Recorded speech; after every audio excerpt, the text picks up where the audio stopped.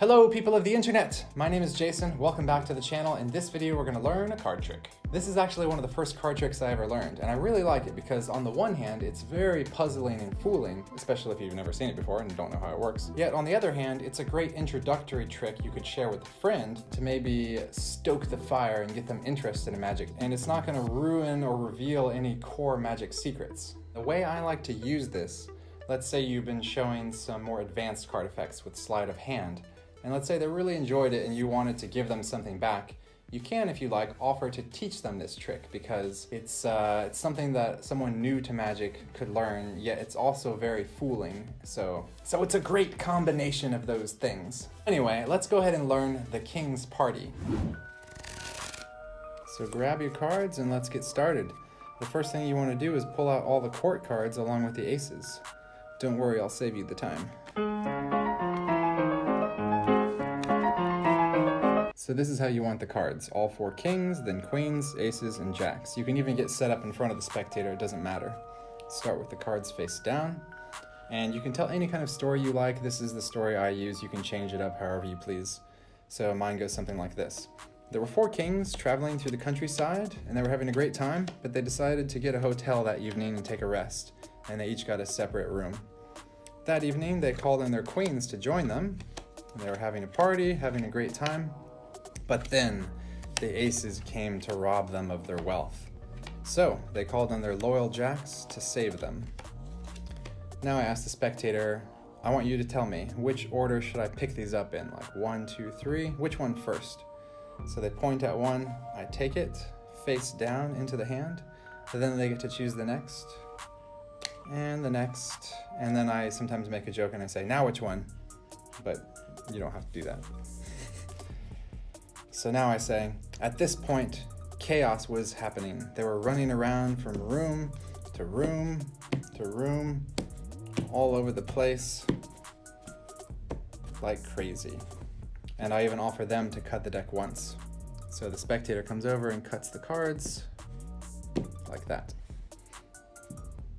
Now I pick up the cards and I say, but the strange thing is, even after all that had occurred, somehow, at the very end, they all ended up in each of their own respective rooms. Bum, bum, bum. So, how does it work? What is the mystery behind this magical trick? Actually, there's no trick. You just do exactly what I did and it will work. It's an automatic card trick. If you really need to understand exactly how this trick works, just put the cards in order, start doing it, and then halfway through you can look up at the cards and see what status they're in to understand what's going on. But you can cut the cards in the middle of the trick as much as you want, as long as it's single cuts, like this. Not like this. This won't work. This will mess up the trick.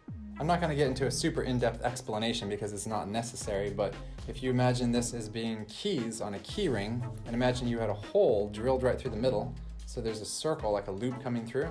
When you're cutting, you're essentially just moving the keys on the keychain. They're staying right next to their brothers and sisters, and cousins, and uncles. But anyway, just try it and you'll see what I mean. So the only thing you have to be careful about is when you offer the spectator to cut the cards, I keep my hands ready in case I see them doing a triple cut or something. I'll just stop them and say, oh no, just a simple cut. And if they say why, I say, because I told you! But usually it's not an issue, especially if they watched you cutting the deck first. You're kind of showing them what they're gonna do. Anyway, don't let the fact that it's an automatic trick make you think less of it, because it's actually very fooling and it's hard to figure out. It's only after you know the secret that it seems simple and easy. It's also nice this trick doesn't require any special props. You can literally borrow a deck of playing cards from anyone. Anyone? And to be clear, I'm not advocating giving away magical secrets just to satisfy a spectator's curiosity. But if you're performing and you see someone's really interested and you decide it's appropriate, you might want to share this trick with them because maybe they're gonna get really interested in magic and become a magician themselves. You never know.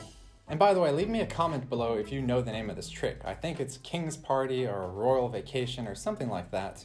But like I said, I don't remember where I learned it from a long, long time ago. If you enjoyed this video, smash like. If you're a fan of magic and want to see more magic related videos, make sure to subscribe and hit that little notification bell. And I'll see you in the next video.